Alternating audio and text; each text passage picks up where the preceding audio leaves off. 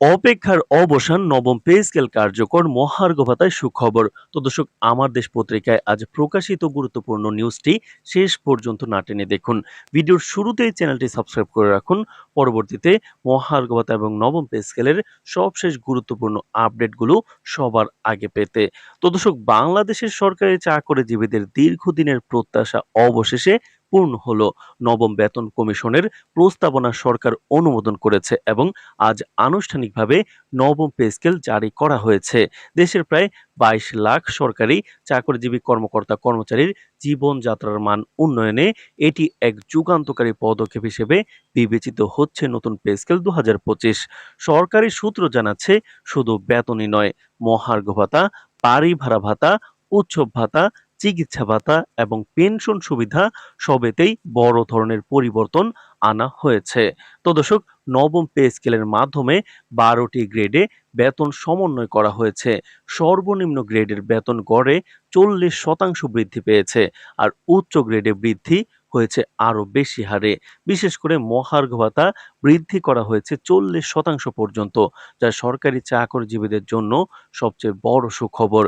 দীর্ঘদিন ধরে কর্মচারীরা এই ভাতার জন্য অপেক্ষা করছিলেন। নতুন কাঠামোয় ৩টি টাইম স্কেল সুবিধা পুনর্চালু করা হয়েছে, যা দীর্ঘ সময় চাকরিতে থাকা কর্মকর্তাদের জন্য অতিরিক্ত স্বস্তি বয়ে আনবে। তো দর্শক, প্রধান উপদেষ্টা ডক্টর ইউনূস জানিয়েছেন, সরকারি কর্মচারীদের আর্থিক নিরাপত্তা নিশ্চিত না করলে দেশের সার্বিক উন্নয়ন ব্যাহত হবে। তাই আমরা বাস্তবতার সঙ্গে সামঞ্জস্য রেখে এই নতুন কাঠামো তৈরি করেছি।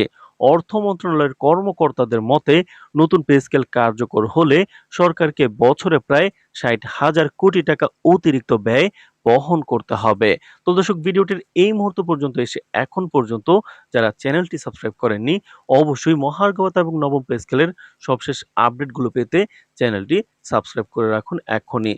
তো দর্শক, এই ঘোষণার সঙ্গে সঙ্গে সারা দেশের সরকারি অফিস আদালত, শিক্ষা প্রতিষ্ঠান এবং অন্যান্য সরকারি প্রতিষ্ঠানগুলোতে আনন্দের ঢেউ বইছে। বহু কর্মকর্তা জানিয়েছেন, দ্রব্যমূল্যের ঊর্ধ্বগতির কারণে এতদিন সংসার চালানো কঠিন হয়ে পড়েছিল, কিন্তু নতুন পে স্কেল কার্যকর হলে পরিবারের জীবনযাত্রার মান অনেকটাই উন্নত হবে।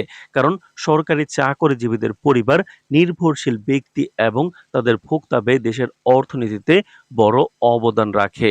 তো দর্শক, নবম পে স্কেল জারি করার সময় সরকারি কর্মকর্তারা জানিয়েছেন, সরকারের লক্ষ্য হলো কর্মচারীদের জীবনযাত্রার মান বৃদ্ধি করা এবং বাজার দরের সঙ্গে সামঞ্জস্য রেখে বেতন কাঠামো সমন্বয় করা। এছাড়া উৎসব ভাতা, বাড়ি ভাড়া ভাতা, চিকিৎসা সুবিধা এবং অন্যান্য অতিরিক্ত সুবিধা যথাযথভাবে বৃদ্ধি করা হয়েছে। বিশেষজ্ঞরা মনে করছেন, নির্বাচনের আগে এই সুখবর ঘোষণার ফলে সরকারকে রাজনৈতিকভাবে শক্ত অবস্থানে রাখা হবে। তবে তারা সতর্ক করে বলছেন, বাড়তি ব্যয় মেটাতে রাজস্ব আহরণ বাড়াতে হবে এবং বাজেট ব্যবস্থাপনায় সতর্কতা অবলম্বন করতে হবে। তো দর্শক, সরকারি সূত্র জানিয়েছে, নবম পে স্কেল কার্যকর হলে সরকারি কর্মচারীদের বেতন এবং ভাতা বৃদ্ধির ফলে দেশ জুড়ে ক্রয় ক্ষমতা বৃদ্ধি পাবে। এটি শুধুমাত্র চাকরিজীবীদের জন্য নয়, পুরো দেশের অর্থনীতিতে ইতিবাচক প্রভাব ফেলবে। অর্থনীতিবিদরা বলছেন, এর ফলে অভ্যন্তরীণ বাজারে চাহিদা বৃদ্ধি পাবে, নতুন বিনিয়োগের সম্ভাবনা সৃষ্টি হবে এবং দেশের অর্থনীতি আরও গতিশীল হবে। তো দর্শক, ভিডিওটির এই মুহূর্ত পর্যন্ত যারা দেখছেন, অবশ্যই চ্যানেলটি সাবস্ক্রাইব করে রাখুন। মহার্ঘ ভাতা এবং নবম পে স্কেলের সবশেষ গুরুত্বপূর্ণ আপডেটগুলো সবার আগে পেতে। তো দর্শক, সার্বিকভাবে নবম পে স্কেল এবং মহার্ঘ ভাতা বৃদ্ধিকে বছরের সবচেয়ে বড় সুখবর হিসেবে সরকারি চাকরিজীবীরা গ্রহণ করেছেন। দীর্ঘদিন ধরে বেতন বৃদ্ধির জন্য আন্দোলন ও দাবি জানানো কর্মচারীদের জন্য এটি এক নতুন আশা, নতুন উদ্দীপনার সূচনা। কার্যকর হওয়ার পর সরকারি চাকরিজীবীদের জীবনযাত্রার মান উন্নত হবে, পারিবারিক চাপ কমবে এবং দেশের অর্থনীতিতে নতুন গতিশক্তি যোগ হবে। তো দর্শক, মহার্ঘ ভাতা এবং নবম পে স্কেলের সবশেষ গুরুত্বপূর্ণ আপডেটগুলো আমরা নিয়মিত আপনাকে জানিয়ে দিব। তাই অবশ্যই চ্যানেলটি সাবস্ক্রাইব করে রাখুন। আজ এ পর্যন্তই, ধন্যবাদ।